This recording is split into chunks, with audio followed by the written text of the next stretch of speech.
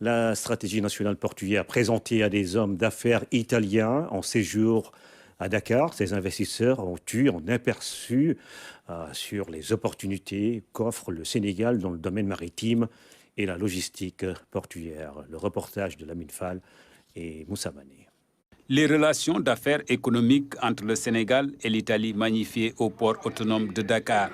Une délégation composée de 130 investisseurs italiens, dont l'ancien président du Conseil, Matteo Renzi, intéressé sur les investissements des pôles portuaires sénégalais.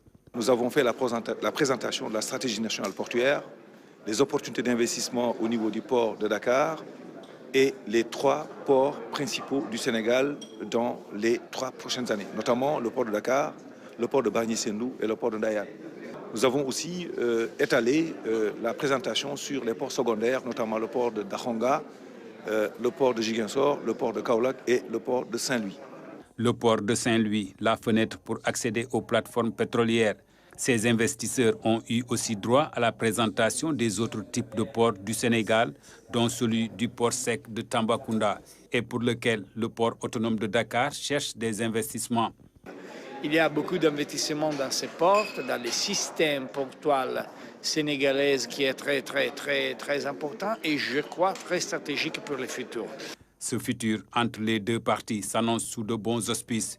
Le futur port de Dakar est adossé à des investissements.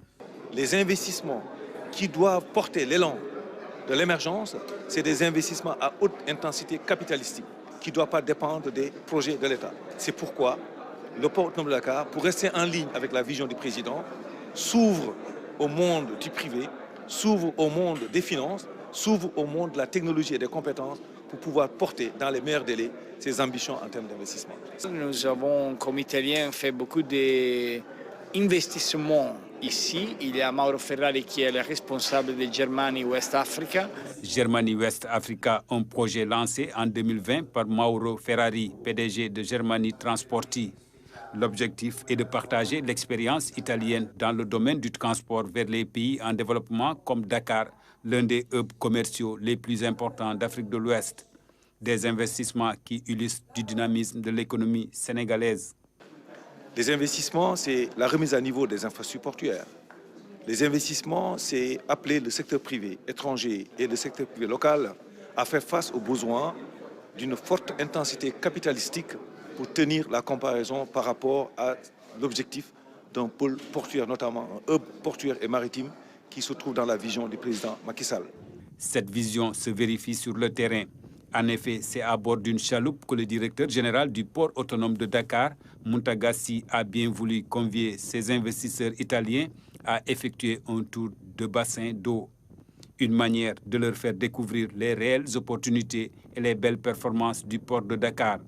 Un port avec des quais libres surcapacitaires qui absorbent le mieux les navires qui arrivent à quai et qui restent ouverts aux investissements étrangers. Des visiteurs qui visiblement restent séduits par les installations portuaires.